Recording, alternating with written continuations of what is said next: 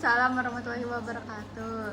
Kami dari kelompok 6 akan menampilkan presentasi terkait infografis deforestasi dan kaitannya terhadap kepunahan gajah Sumatera. Sebelumnya izin memperkenalkan diri. Nama saya Mutiara Nazaria. Nama saya Gina. Nama saya Kamalia. Nama saya Dava.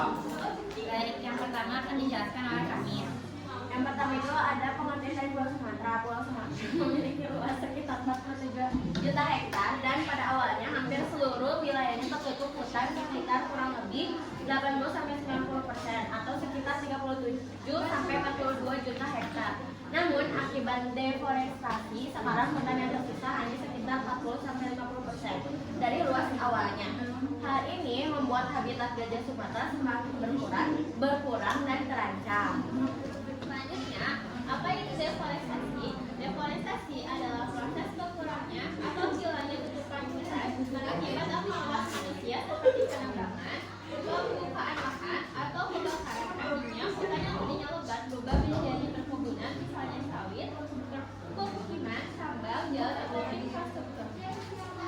Selanjutnya, di sini ada grafik terkait untuk yang hijau itu menjelaskan angka kehilangan hutan dan juga untuk yang oranye ini menjelaskan angka kepunahan gajah. Bisa dilihat bahwa dari tahun ke tahun angka kehilangan hutan itu semakin meningkat. Tapi untuk kepunahan gajah dari 2021 sampai 2024 ini memang meningkat.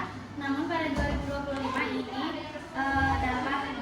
dapat lebih baik lagi, angka kepunahannya menurun. Lalu ada penyebabnya. Yang pertama, perkebunan kelapa sawit. Hutan dibuka jadi kebun besar. Yang kedua, penebangan liar, di mana kayu diambil tanpa izin. Yang ketiga, pertambangan, membuka lahan besar. Yang keempat, kebakaran hutan, yaitu sengaja untuk membuka lahan murah. Dan yang terakhir, pembangunan infrastruktur seperti jalan, pemukiman, dan lain-lain. Selanjutnya ada dampak positif. Yang pertama itu ada peningkatan pertumbuhan ekonomi daerah atau PDRD. Yang kedua itu adalah penyediaan laporan kerja. Habis itu yang ketiga adalah sumber pendapatan langsung masyarakat. Yang keempat menyediakan lahan untuk pemukiman dan infrastruktur. Dan yang terakhir itu adalah meningkatkan dana bagi hasil atau DBH. Selanjutnya ada dampak negatif. Yang pertama ada hilangnya habitat. Hutan adalah rumah gajah. Jika pohon ditebang, mereka tidak punya tempat tinggal dan sumber makanan. Yang kedua ada konflik manusia dengan gajah dan gajah. Karena rumahnya rusak, gajah terpaksa masuk ke kebun warga untuk mencari makan yang sering memicu bentrokan. Terus ada bencana alam.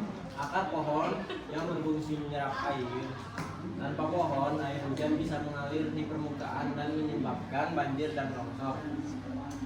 Yang terus ada pemanasan global. Pohon menyerap gas beracun. Tanpa hutan, bumi menjadi lebih panas. Terus ada cara penyelesaiannya. Yang pertama ada reforestasi. Ini adalah tindakan menanam kembali hutan agar gajah bisa kembali memiliki rumah yang layak.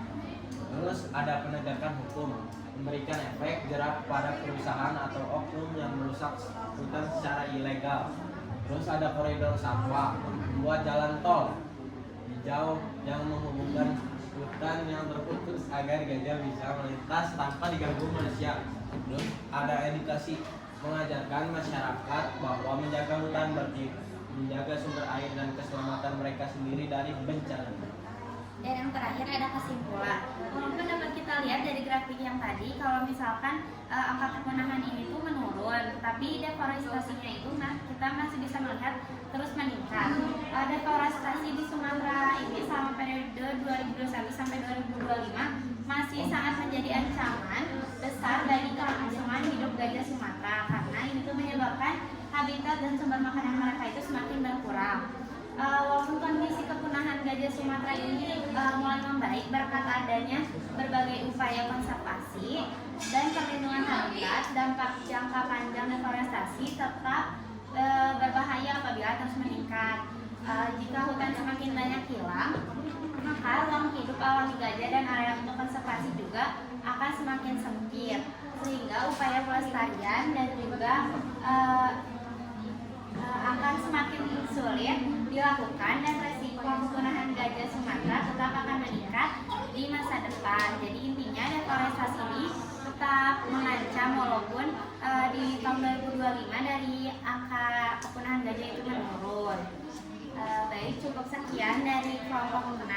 Terima kasih atas perhatiannya. Mohon maaf bila ada kesalahan. Wassalamualaikum